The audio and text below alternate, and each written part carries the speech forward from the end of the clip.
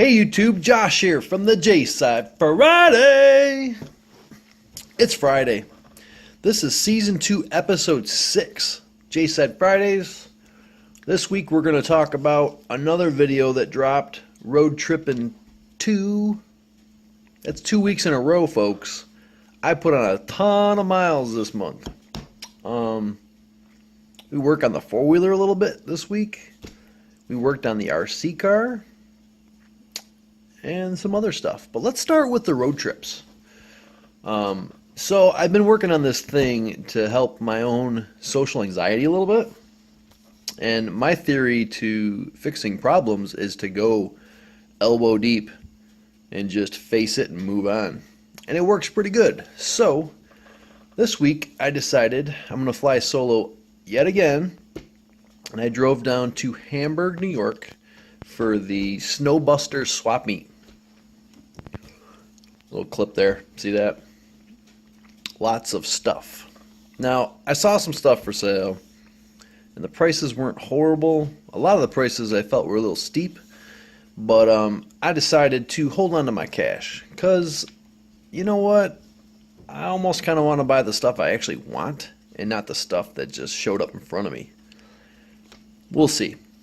I may end up cheaping out later at the end, but we'll talk about that later.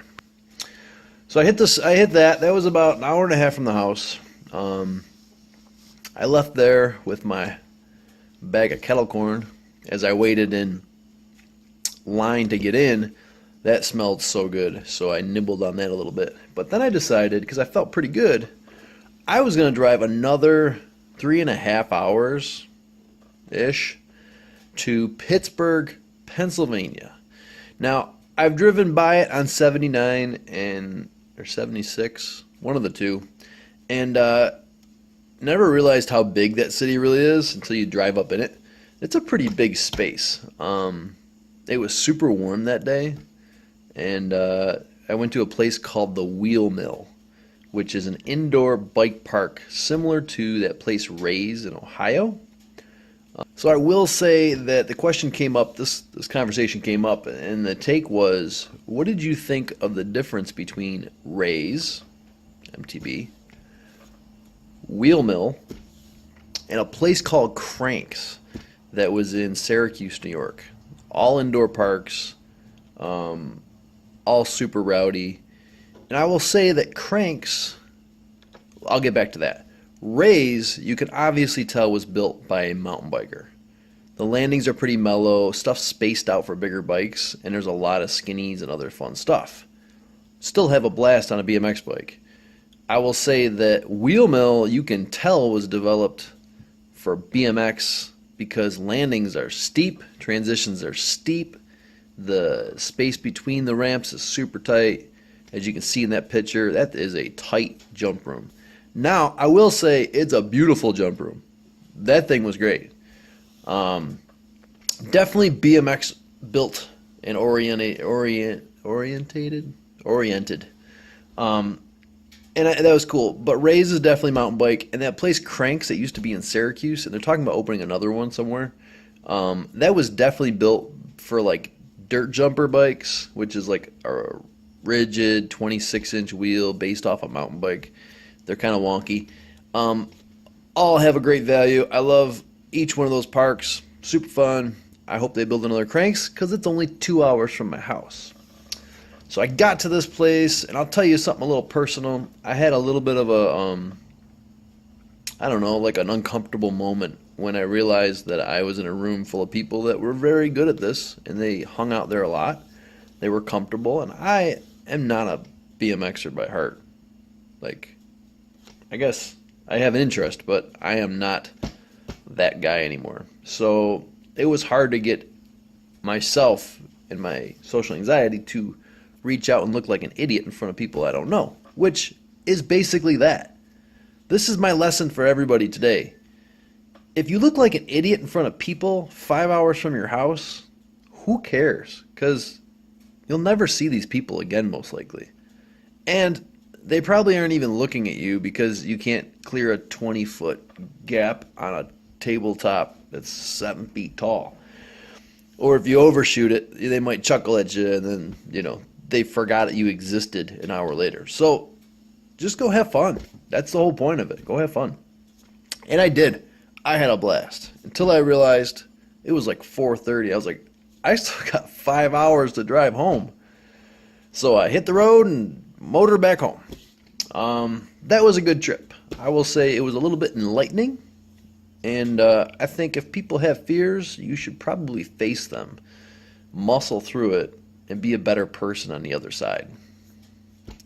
That's all I got for that. So, after that, I swapped out these shocks. Sorry for the pictures. They're kind of grainy. My phone takes horrible pictures in the dark, and I was in the house at night.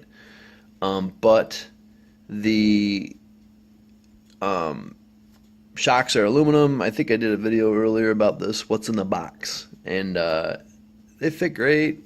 I changed out the springs and went to like a lighter spring that they offered. Not as light as the stock ones, but in between. I changed the ride height a little bit. The thing rocks. So nice. Spend the money. Your RC car will love you.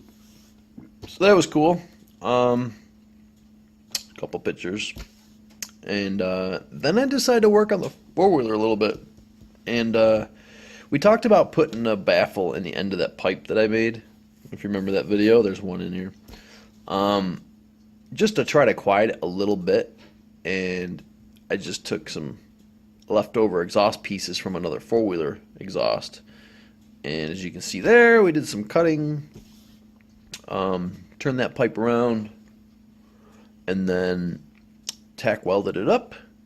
And what you don't see is I actually took another piece of pipe, forgot to take pictures of it, even smaller pipe, and I bent like an S shape to it and was able to weld it on the inside so that it protruded further into the exhaust, because the exhaust has got like fish scales in it to quiet it, so it goes up the middle of it. And I tell you what, it quieted it just enough.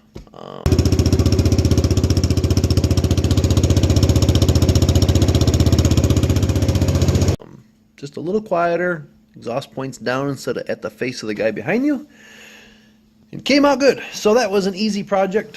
I think that's all that we did wrenchy this week. I will talk about news a tad bit. Did anybody out there hear about Kia or Hyundai, or both, coming out with solar panel roofs on cars starting 2019 or 2020? To help charge accessories in the car, meaning like heated seats, electric cars, stuff like that. I don't know. It sounds like it's going to be expensive, but we'll have to wait and see. I found this picture. That's kind of cool. That's an old picture that somebody tagged me in. We were building the Murder Reno at Chevelle Paul's house. There's some video on here of that, I think. I don't even know if we did a video back then. I don't think we had a channel back then. There's pictures around. You'd have to look for it. That car was pretty cool. Spooled, 351 Windsor, automatic.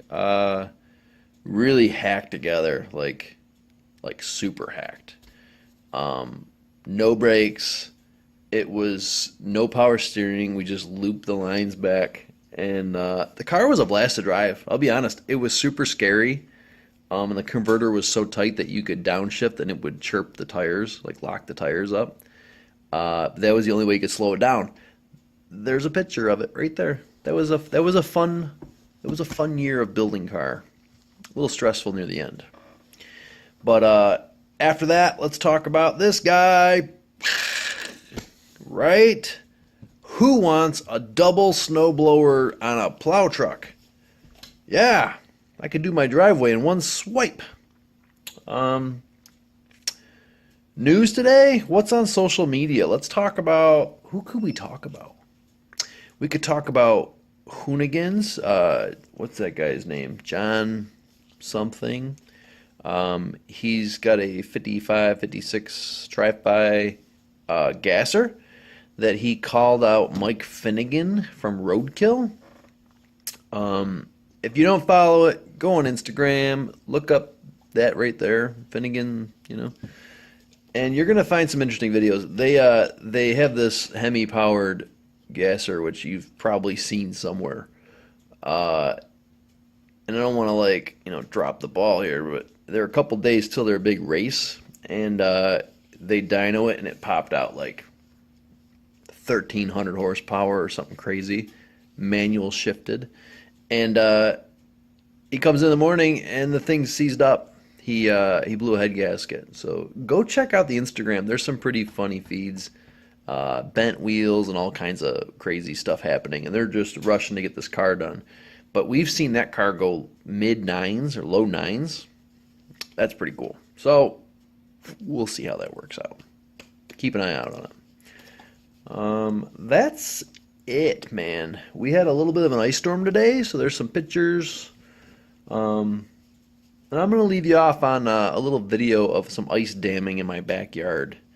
And then we're out of here. And let's talk about next week.